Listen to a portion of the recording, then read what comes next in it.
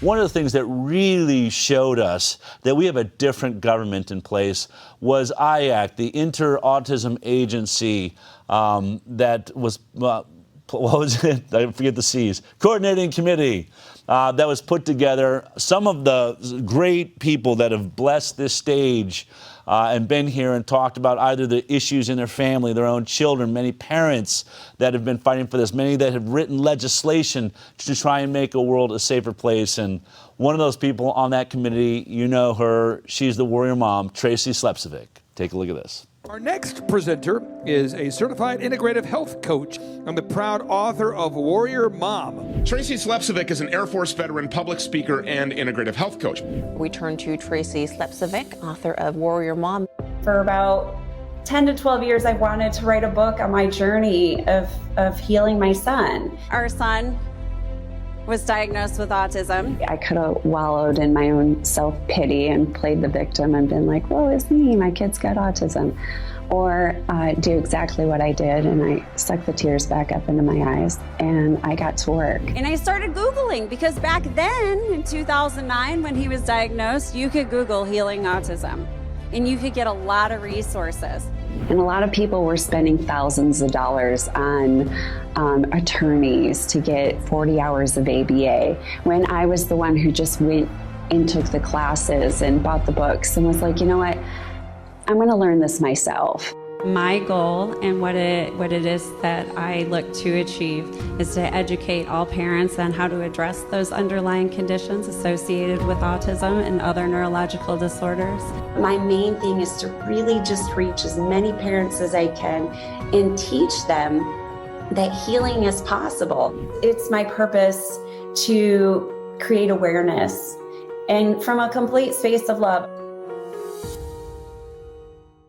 She's the author of Warrior Mom. She's the founder of the Autism Health Summit, and she's one of the newest members of the Interagency Autism Coordinating Committee for the government of the United States of America. It's my honor and pleasure to be joined once again by Tracy Slepcevic. Very light.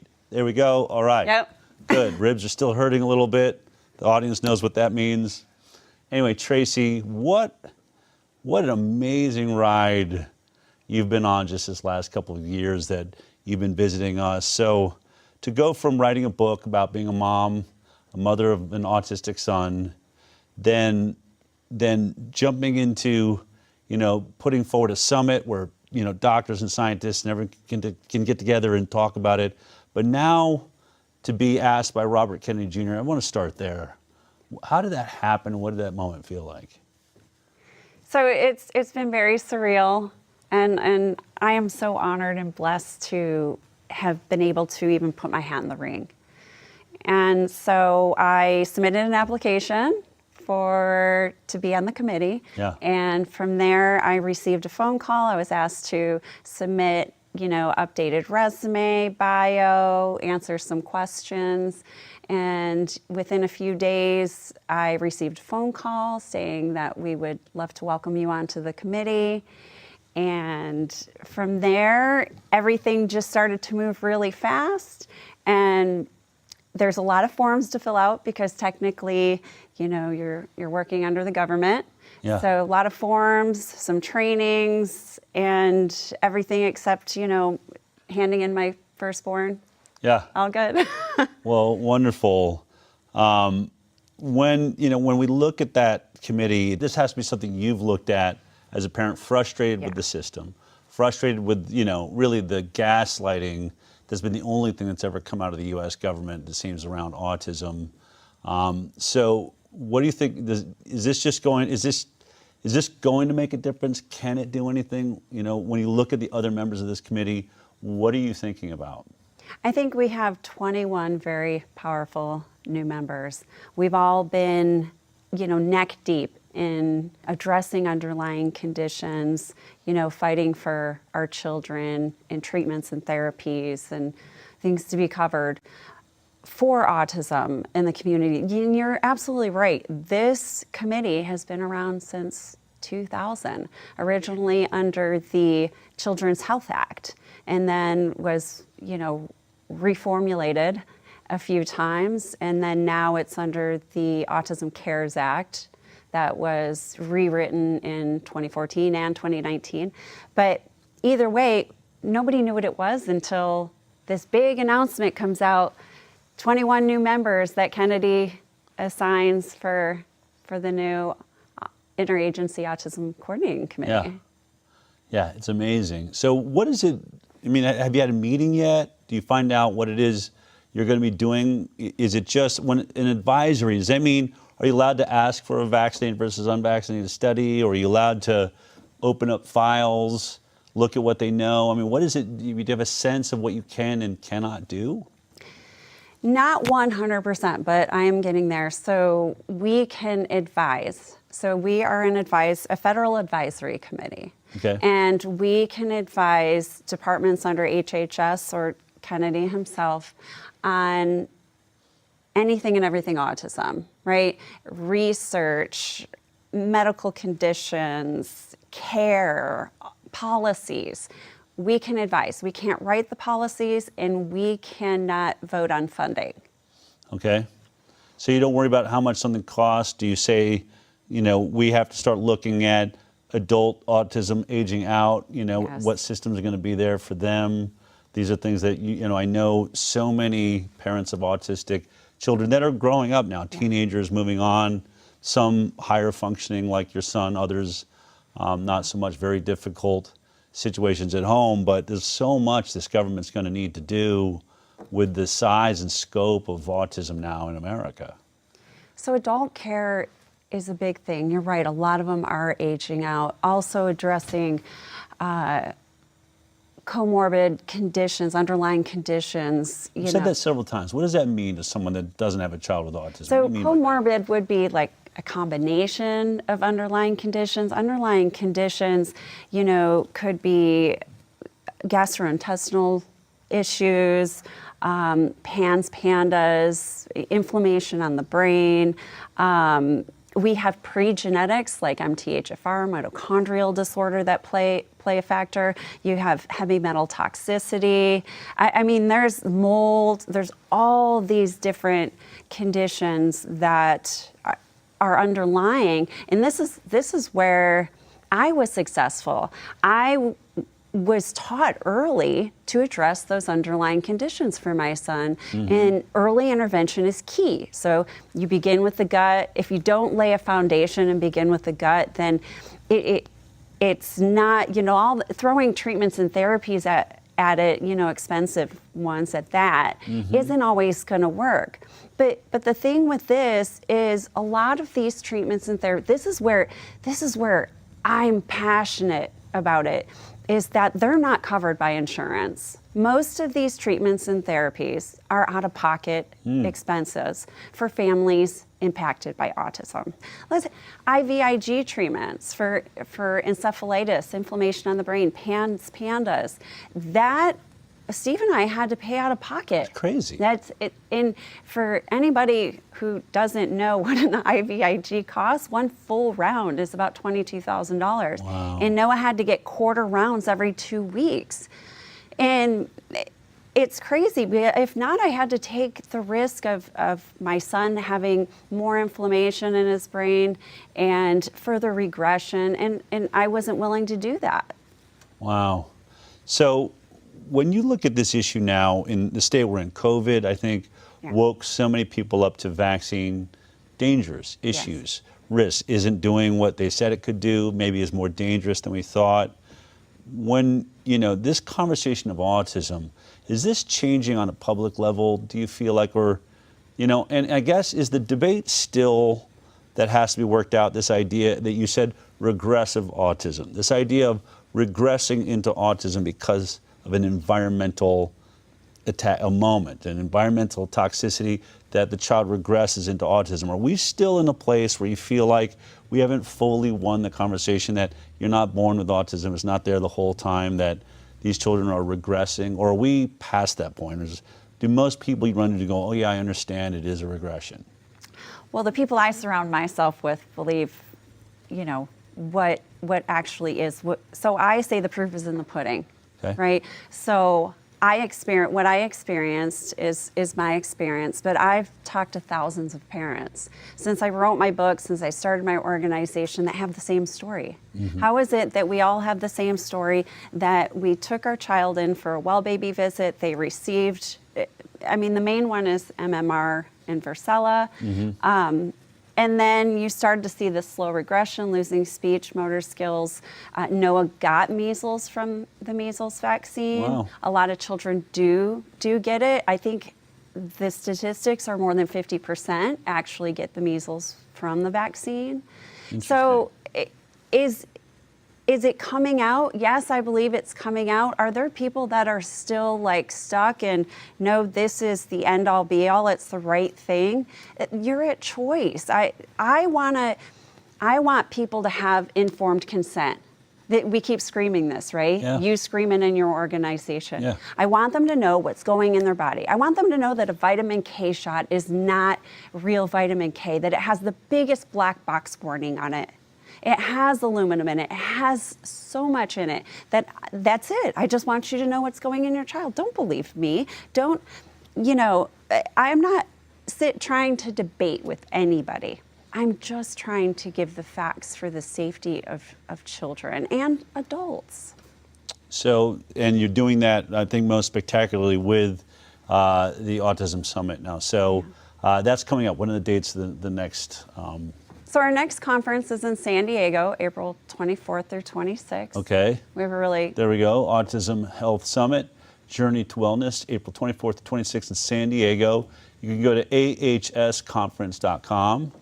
And so what is it about this? Why was this conference necessary? So I wanted to develop a conference that didn't follow a narrative. That was important to me, to give knowledge. What do you mean by that? Didn't follow a narrative? So I believe there's, a selective few out there that are, I'm just lay it out simple, bought out by Big Pharma. Okay. And told, this is the way it should look. You should cross your T's and dot your I's if you want to fit in. And for example, I can't get vendorized with the regional center so parents can actually have the regional center pay for their ticket. Although my conference gives valuable medical information for these families, but yet they say that what we discuss is not scientifically based and that we could cause danger to these families. Right, and let me just say it that one of the things we've watched many autism groups come forward, some start out very open-minded, no narrative like yours, but if you want the big dollars to come in and we watch it, then you have to take on this different perspective, which is autism is beautiful. Yeah. We're here to just make the lives of autistic people better, but we cannot have a discussion. There will be no discussion about causes of autism, susceptibilities to autism, and certainly anything, not from Tylenol to vaccines or anything like that. And frankly, I'd have to say even leucovorin, which, I think what people didn't understand when Robert Kennedy Jr. said leucovorin can help reverse some of the issues around autism, didn't say it's a cure, but I felt like that was the first time the government of the United States ever said, that there is a way to reduce or reverse some of the symptoms of autism. And what people don't realize in that is that that's the first time our government says, if you can reverse something, that means it's not a genetic DNA problem. It means there's an environmental toxin. Something went wrong that can be corrected. If it can be corrected, it is not genetic at its base. And so I think when you're talking about that narrative, it's this idea that autism is genetic. It's always been here. We're just diagnosing it better. And it's really hard to see several of the groups that I think even get on the right track and then just watch their dollars just get increased by major organizations as soon as they step away from asking, well, how have we gone from 1 in 10,000 to now 1 in 30? Yes. And originally, my husband and I had started the conference and we had put our own money into it and we lost about $40,000 because... You guys like throwing money at stuff. I'm telling you, $20,000 for this thing to heal your child, $40,000 to inform the public. And then afterwards, I'm like, this gets to become a nonprofit organization. And so I continue to do fundraisers. What's the best way to Autism donate? Health, or they can just email me directly, tracy@autismhealth.com, Tracy @autismhealth.com. But my full-time job is Autism Health, is counseling these families. I'm cooking dinner while I'm talking to one family and then scarfing down my food so I can hop on a Zoom call with another family. And I'm exhausted. We don't have the funding currently for an assistant or any other funding. So we're writing our own grants, and Dr. James Lyons-Wheeler is assisting us. But I have a great community, and I will bust my butt. I'll do as many fundraisers as I need to do. I have one this weekend at my home, and do whatever it takes to help these families, because that's my goal. I got Noah to a very functional place, Yeah. and he is doing great. He's working full time so he could travel the world all on his own. That is absolutely amazing. Tell me, who are some of the speakers you're most excited to have at the conference this year? So you, of course. So grateful Can't for wait to be there. all your love and support. Yeah. Aaron Siri, Okay, great. Dr. Toby Rogers, Excellent. Dr. Dan Goodnow. We're also partnering with Ed Clay, who's going to be coming and Oh, speaking. fantastic. And Ed Clay is the founder of Cellular Performance Institute, and they do stem cell therapy. Now, originally I went to him and I said, do you do stem cell therapy for autism? And he said, I don't treat kids. And I said, well, why? And he said, because I don't know that it'll actually work, and unless I know that it'll work, I won't do it. Yeah. And I said, oh, well, you should do some research into that. And so a couple weeks later, I didn't expect this. I get a call back, and he's like, hey, I talked to my board about this, and we want to fund a clinical trial Super for exciting. autism. So they're actually working on what are the causes of autism. You know, they're doing a whole, and so we've partnered with Ed Clay and his team at CPI, and so he will be speaking. We have Dr. Sabine Hazan. Oh, love her. Fantastic. She's also working on funding for a clinical trial for autism, and she's 12 and 12. I mean, she's doing really good. So Yeah. getting these different types of treatments that are in the trial phase, right? Getting research studies funded and getting them making them accessible to families who are impacted by autism is super important. And I feel that this is the goal of this body, of the new Iacc committee. Well, I'm glad you're on it. I'm glad you're having so much success in the work that you're doing, your dedication. It's what I keep saying to everyone in the audience, I don't know what everyone's specialty is, but I think we're all alive in this moment for a reason. You're doing such great work, so I just want to thank you for joining us. I'll see you just in a couple weeks at the Autism Health Summit. Yes, thank you. All right, great. Look, if you want to donate or get involved, obviously this is a very important issue, but more importantly, if you have a friend out there that has a child struggling with autism, it is really hard to get good information. They're being gaslit by their doctors. This is one of the things you can just say, hey, I just heard about this Autism Health Summit, and they're talking about children's lives really being made better. Just thought it might be something you'd be interested in checking out. Spreading the word is how we do this. There's millions of children that are now suffering with this in America and around the world. If we can make their lives better, to me, it's something we should really be involved with. Here is the new promotion for the Autism Health Summit. Take a look. So my dream for probably a good 10 years or so has been to run an autism event, to really educate those parents on addressing those underlying conditions associated with autism. And truly hearing from the best speakers, Aaron Siri, Del Bigtree, Dr. Toby Rogers, Ed Clay,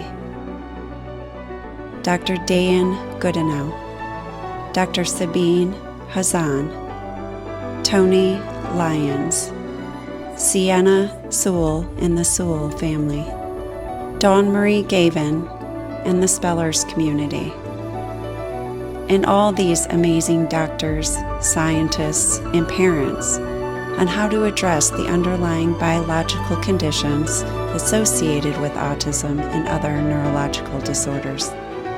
When I started this journey, I felt alone. But we come together to unite, and that is the most important thing. What is it that you choose to create in your life? This is a one-of-a-kind experience you will not want to miss.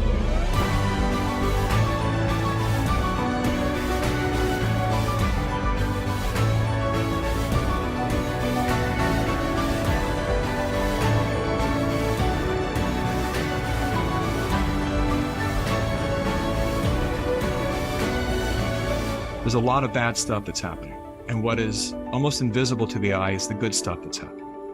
And I believe we're heading towards a wellness that we've not experienced in many, many decades or generations. It's important, though, regardless of what kind of power we think we hold or don't hold, that we understand that it's imperative that we all step forward. We need to research. We need to find out, because the people who are watching this probably think, me alone can't save the world. But if we get a community, if we get a group, we can really affect the world.